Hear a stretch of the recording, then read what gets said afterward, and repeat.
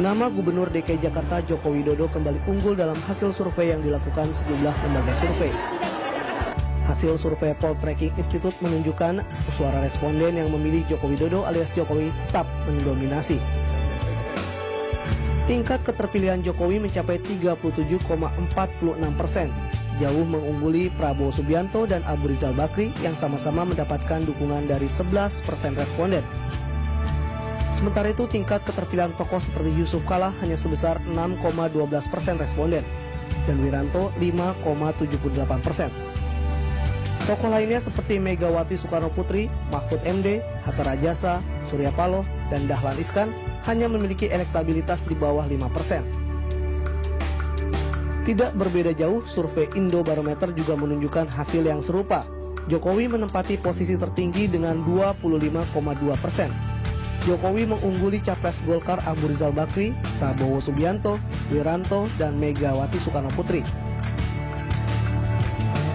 Meski Jokowi unggul dalam berbagai survei, hasil ini justru dikhawatirkan pakar psikologi politik Hamdi Muluk. Menurutnya, kondisi ini tidak sehat bagi demokrasi, sebab tidak mendidik masyarakat memilih yang terbaik dari calon terbaik. Hamdi khawatir telah terjadi krisis kepemimpinan, sebab Jokowi melenggang sendirian tanpa ada perlawanan berarti dari kandidat lainnya. Namun apakah benar memang tidak ada kandidat atau penantang tangguh bagi Jokowi? Dan untuk membahas hal ini di studio telah hadir pengamat politik Ikrar Nusa Bakti serta Ketua DPP Partai Demokrat Ruhut Sitompul. Selamat siang Pak Ruhut, Pak Ikrar. Selamat siang.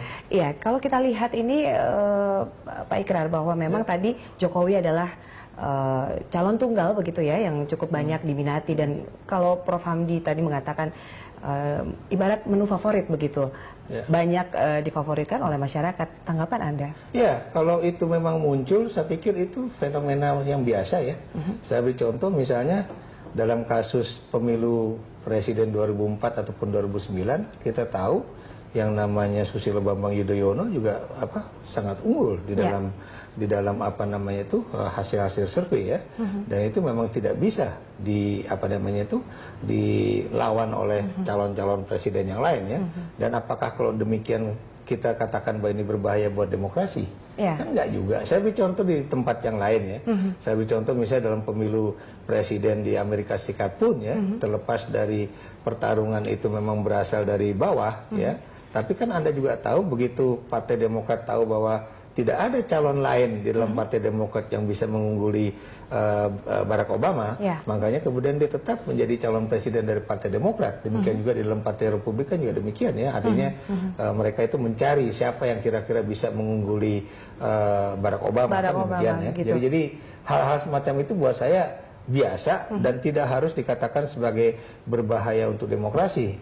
Demokrasi itu menurut saya berbahaya kalau misalnya seorang presiden itu apa yang diucapkan dan juga dilakukan itu memang dianggap benar oleh masyarakat. Seperti titah presiden itu ya. Jadi tidak ada misalnya misalnya badan pengimbang seperti legislatif ataupun yudikatif, tapi dalam sistem politik Indonesia yang sekarang sejak era reformasi itu seorang presiden tidak mungkin menjadi diktator seperti pada masa Orde Baru atau pada masa Orde Lama. Baik, Pak Ruhut, kalau kita lihat, apakah Anda setuju jika kalau dikatakan Jokowi saat ini sebagai calon tunggal begitu yang memang digadang-gadang masyarakat, diidolakan?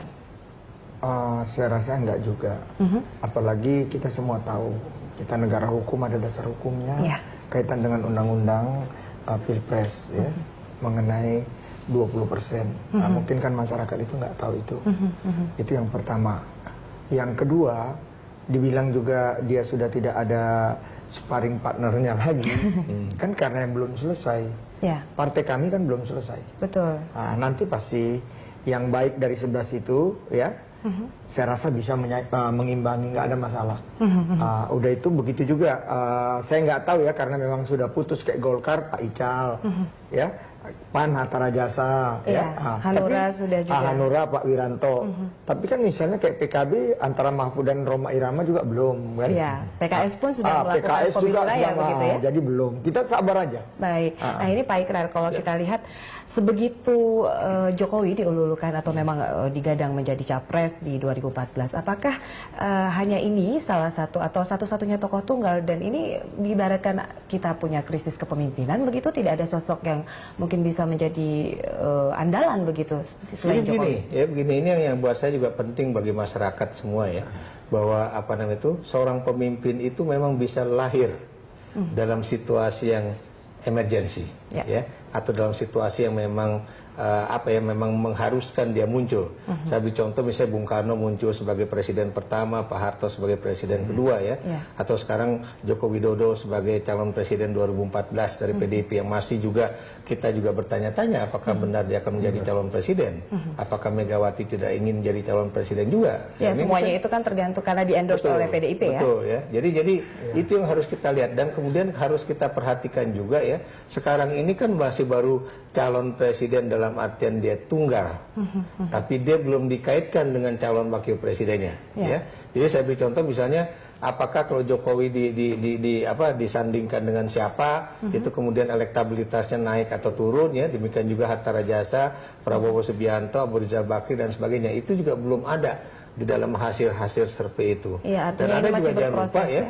Ini yang saya juga khawatir, ya, kalau misalnya nanti lembaga pemilihan umum, ya, yang dalam hal ini adalah KPU, itu independen atau tidak, ya. Lembaga-lembaga birokrasi pemerintahan itu juga independen atau tidak, ya.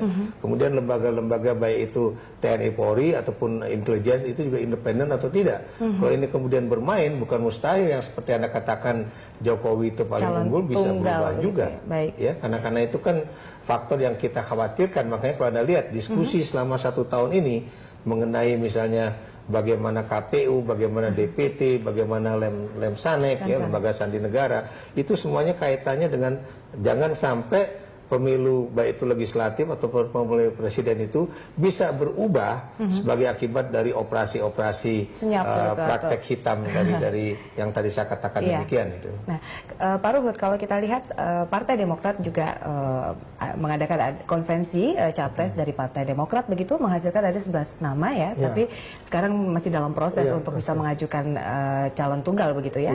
Dari nama-nama mungkin Hayono Isman, Jenderal Purnawirawan Endriartono Sutarto, Dinopati Jalal dan lain-lain, begitu, Dahlan Iskan. Ini kan banyak nama-nama dari eksternal partai. Apakah dari internalnya sendiri mungkin tidak dijaring atau melakukan seperti PKS melakukan pemilu raya dari internal begitu diusung? Kenapa eksternalnya juga ikut dilibatkan? Begitu? Disitulah yang saya katakan kenegarawanan Pak SBY. Saya ingat sekali beliau tegas mengatakan siapapun pengganti saya dan dari manapun dia, jadi otomatis baik dari dalam kami maupun dari luar, dia kita harapkan lebih baik dari saya, kata beliau. Disitulah dalam komite konvensi kita mengundang semua siapa tokoh-tokoh, ya, yang mau ikut, ayo silakan.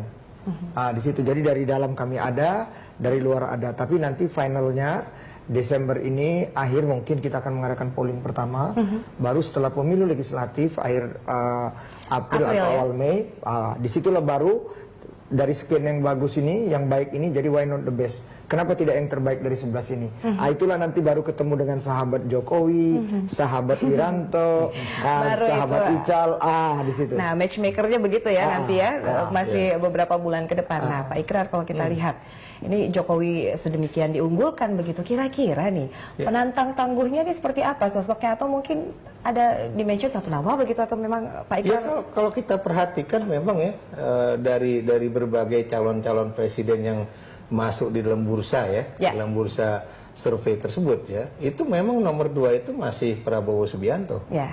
Dan Anda juga tahu sebelum nama Jokowi muncul, orang yang paling ditokohkan itu adalah Prabowo Subianto, karena Prabowo Subianto dianggap sebagai suatu sosok yang berbeda dengan SBY misalnya, berlatar belakang militer. Jadi misalnya sama-sama berlatar belakang militer, kemudian satunya tegas, kemudian katanya juga satunya berani mengambil risiko dan sebagainya, ya. Tapi begitu nama Jokowi muncul, itu putus juga Prabowo Subianto, ya. Dan Anda juga lihat kriteria dari calon presiden itu juga berubah. Dari yang tadinya tegas, kemudian punya jiwa kepemimpinan, berani mengambil risiko, menjadi orang yang katanya itu harus jujur, kemudian merakyat, kemudian juga pokoknya berubahlah gitu ya. Tapi yang saya juga sangat sayangkan bahwa kita hanya bicara mengenai calon-calon presiden, tapi tidak apa kira-kira program yang akan mereka jual, ideologi apa yang akan mereka pegang ya. Dan buat saya itu juga sangat penting ya. Jadi jangan kemudian kita hanya bicara mengenai calon-calon presiden aja tanpa kemudian kita memahami program, dan program itu juga akan terkait dengan dari ideologi baik itu partainya maupun ideologi orang tersebut. Gitu. Pak Ikrar, Pak Ruhut, kita akan lanjutkan di segmen berikutnya. Kami akan kembali pemirsa, tetaplah di Dialog Berita 1. Dialog Berita 1 masih membahas mengenai elektabilitas dari Jokowi yang diunggulkan di beberapa survei, dan siapakah penantang tangguh dari Jokowi kita masih bahas bersama Pak Ikrar dan juga Pak Ruhut. Kalau kita lihat ini Pak Ruhut, menurut Anda apakah memang Jokowi ini pantas sebagai calon tunggal atau dari capability begitu dan serangkaian sosok yang bisa menjadi kriteria pemimpin di 2014? Ya, kalau kaitan sekarang polling itu kita ibarat cerita itu garis besar, masih ada tahapan-tahapan lain. Betul, dan masih berproses hingga April nanti ya. Jadi seperti yang dikatakan Kang Ikrar itu benar, baik sekali. Ada dua figur sekarang kan. Betul. Satu dengan ketegasannya tadi disinggung Prabowo. Satu lagi dengan gaya belusukannya, lemah lembut, gemulai Jokowi. Kan begitu ya. Tapi dari 11 saya juga punya berlian kok. Dan saya di kubu itu Pramono Edi Wibowo. Wah, promosi nih Pak. Yang mana beliau ada di dua itu. Kalau dikawinkan, beliau tegas, bicara kesederhanaan, belusukannya. Waduh, saya keliling sama dia ekonomi kelas terus. Minyaknya di losmen, kadang kalau perlu di rumah orang. Oh, sangat apa? Tinggal itu yang aku bilang. Ini Pak Jokowi ya? Bukan. Pramono Edi Wibowo. Tapi itulah rakyat Indonesia ini ingat loh, ini reformasi, sangat cerdas. Nanti kan ada debat kandidat. Nanti dilihat di situ waktu debat kandidat. Jadi ini masih panjang ceritanya. Tapi memang kalau dari survei Indobarometer juga mengatakan tertinggi elektabilitasnya Dahlan Iskan dan Pramono Edi ya. Tapi itu mungkin apa? Tapi masih panjang. Masih panjang nanti ya. April akan diumumkan gitu. April akhir atau Mei awal. Iya. Nah, kalau kita lihat Pak Ikrar, sebenarnya sosok pemimpin di 2014, mungkin kolaborasi dari pendapat masyarakat remaja, kaum muda, kaum tua begitu, apa sih yang didambakan dari calon presiden di 2014? Ya, buat saya sih memang karena memang persoalan korupsi itu menjadi pangsa pemberitaan media yang begitu tinggi, ya. Itu yang makanya menyebabkan mengapa kriteria kejujuran itu menjadi suatu yang paling tinggi pula. Diprioritaskan begitu ya Pak? Tapi kan Anda juga tahu bahwa kenapa demikian juga, karena elit sekarang, maaf termasuk teman-teman beliau di parlemen itu sangat elitis, makanya faktor yang kedua adalah merakyat. Ya kan? Itu ya. Dan kemudian Anda juga tahu faktor tegas itu juga tetap ada walaupun itu nomor 3, dan kemudian faktor kepandaian itu juga di bawahnya. Karena kejujuran itu jauh lebih penting dibandingkan dengan Anda pandai. Anda pandai kalau kemudian suka menipu orang, Anda pandai kalau yang sering terjadi malah. Nah, itu bagaimana kemudian nasib rakyat. Jadi hal-hal semacam itu yang buat saya tadi saya katakan terjadi penjungkir balikan kriteria di mata publik. Tapi lagi-lagi semuanya kan juga harus bermain dalam suatu sistem politik yang berlaku pula ya. Itu yang saya bilang bahwa menurut saya lagi-lagi semuanya sangat tergantung pada bagaimana nanti sistem itu berjalan. Kalau memang sistem itu berjalan dengan baik, ya mudah-mudahan ya semuanya juga akan berjalan dengan baik pula. Nah, persoalan yang lain pula yang tadi Bung Luhut mengatakan mengenai presidensial threshold. Sampai detik ini Mahkamah Konstitusi belum menentukan. Apakah itu 25-20 itu, ataukah kemudian dan masih menjadi perdebatan.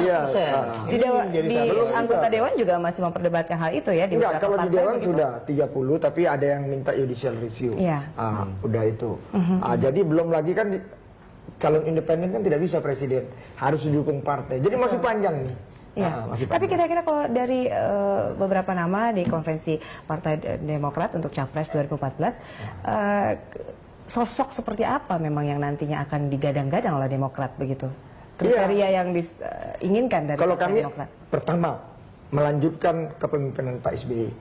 Itu kita garis bawahi, karena apapun kita mesti lihat. Apapun orang boleh bilang apa, dunia internasional sangat menghormati, mengakui bagaimana sosok dan apa yang dilakukan Pak SBY. Begitu juga kita sebenarnya Tinggal ya inilah demokrasi kan, Pak SBY sangat menghormati demokrasi, dikedepankan, selalu mengajak kita semua. Kalau kami di partai ini siapapun nanti jadi presiden, kita harus siap menang, tapi juga harus siap kalah. Jadi siapapun itu nanti janganlah diganggu, biar dia fokus. Dan Pak SBY di tengah selalu diganggu, nyatanya beliau masih berhasil. Ya, nah kalau kita lihat Pak Ikrar ini, kita review dari beberapa pemilu ke belakang begitu ya. Apakah hal ini fenomena dari calon tunggal kerap terjadi atau memang seperti apa dinamika yang ada? Iya, buat saya ini juga masih belum pasti ya calon tunggal atau tidak. Tadi karena lagi-lagi itu baru Jokowi sebagai calon presiden. Ya, karena tadi surveinya 37,46%. Betul, dia belum ada pendampingnya. Ya. Demikian juga Prabowo itu pendampingnya siapa.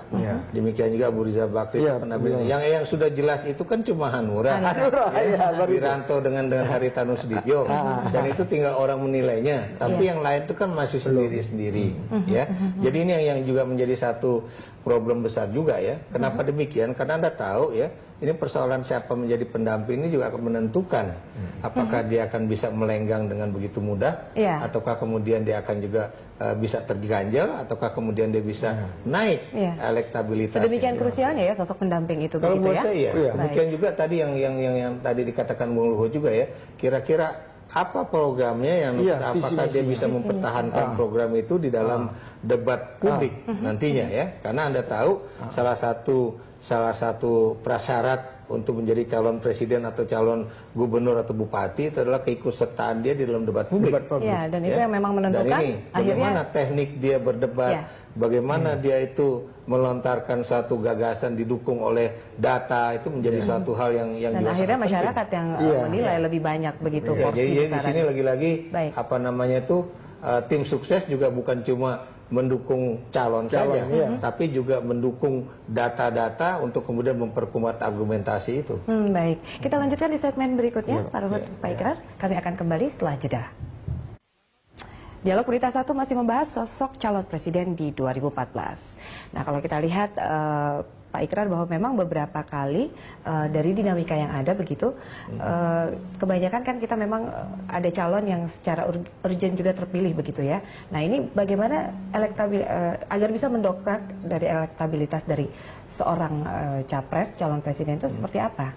Ya, kalau buat saya lagi-lagi itu ya, popularitas dan elektabilitas itu bisa dikreasi, tapi juga tidak bisa dikreasi. Maksud saya bisa dikreasi itu bisa saja seseorang yang sebetulnya sangat tidak capable kemudian di-create oleh konsultan politik ya, semuanya kemudian elektabilitasnya bisa naik. Dalam tanda kutip membranding dengan baik, betul, begitu ya? Jadi branding politiknya itu bagus. Tapi bisa juga itu tidak bisa dikreasi, dalam arti kata Anda mau kampanyekan orang itu seperti apapun, dia tidak akan bisa naik elektabilitas ataupun popularitasnya, karena memang ya segitu-segitu aja kapasitas orang itu. Itu yang saya maksudkan, bahwa kalau seseorang itu memang sudah memiliki suatu suatu kapasitas yang baik, itu mau dijelekkan pun juga bisa aja dia tetap tinggi gitu kan.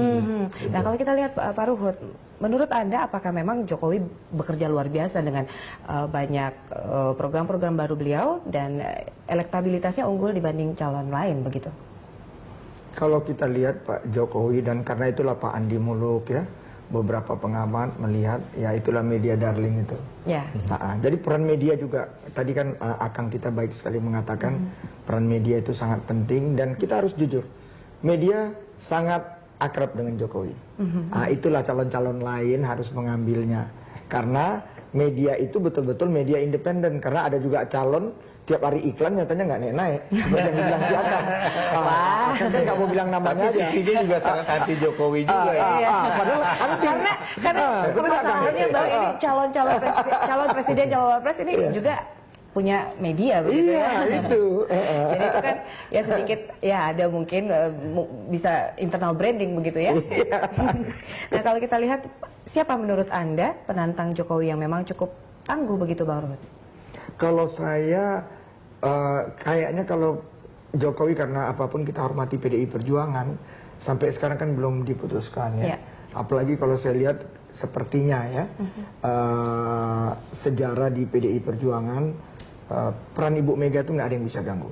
Nah, kita berserah saja kepada Ibu Mega ya, termasuk Jokowi, siapapun dari PDI Perjuangan. Ya kalau dari kami nanti dari setelah diputuskan di dalam komite konvensi, saya optimis calon kami bisa bersaing untuk itu. Karena perpaduan yang tadi aku bilang. Walaupun elektabilitas dari Partai Demokrat sekarang sedang menurun begitu ya, naik turun begitu. Oh, itu nggak ada masalah. Ini bagus. Ini pertanyaan paling baik. Saya kaitan ini, kalau saya lihat beda dulu lembaga-lembaga polling. Kami, Pak SBY mengajarkan saya juga selalu hormati lembaga polling. Saya hormati.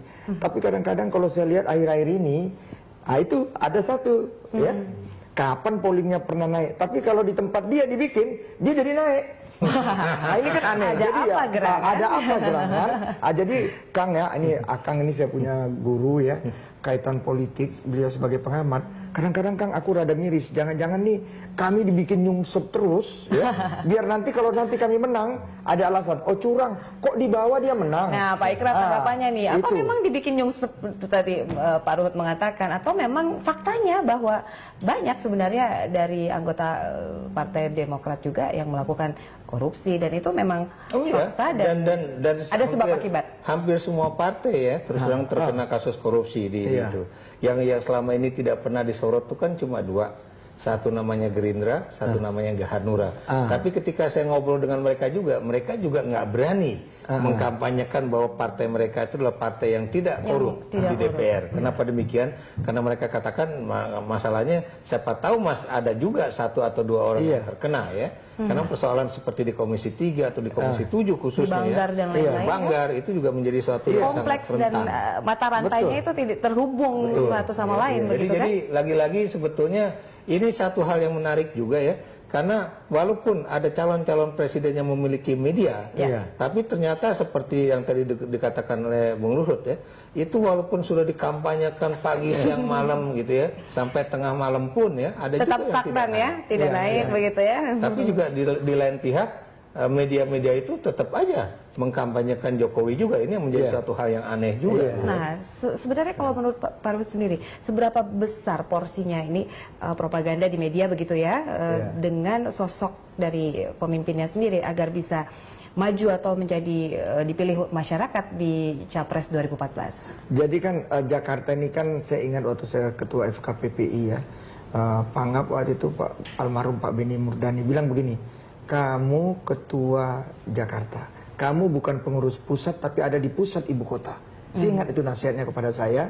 Dan Jokowi ini apapun, beliau gubernur Jakarta, jadi eye catching, ya, eye catching. Apapun, biar TV itu majikannya si A si B, ya dia juga mesti diambil dong. Dia miniatur Indonesia. Itu.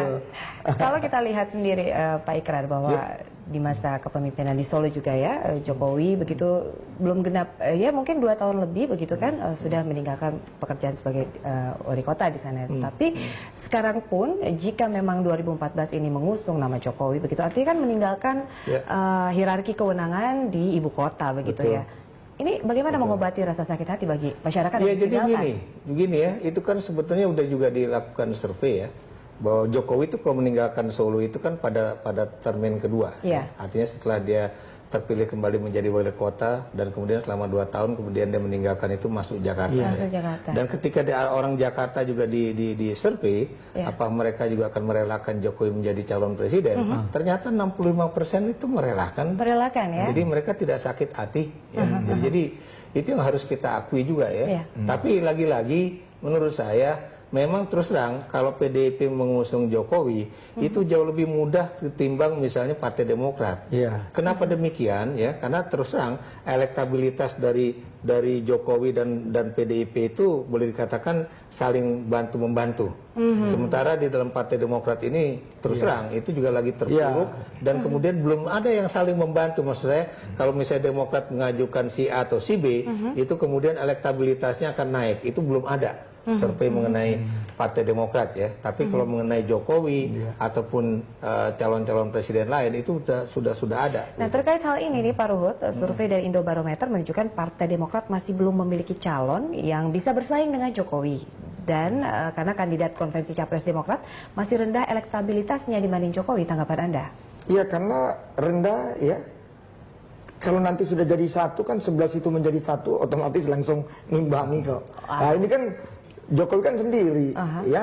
Ini 11 dibagi 11.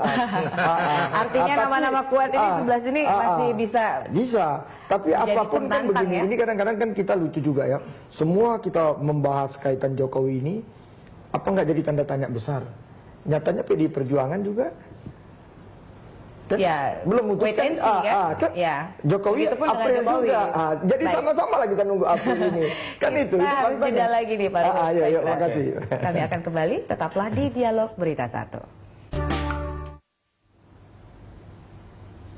Anda masih menyaksikan segmen terakhir membahas mengenai sosok calon presiden di 2014. Apakah Jokowi yang sedang diunggulkan oleh beberapa survei, lembaga survei. Nah, kalau kita lihat Pak Ruhut bahwa tipe kepemimpinan mungkin sekarang masyarakat sedang memfavoritkan Jokowi begitu. Apakah tipe-tipenya itu yang diinginkan masyarakat tidak jauh berbeda dari Jokowi atau Anda punya pendapat sendiri?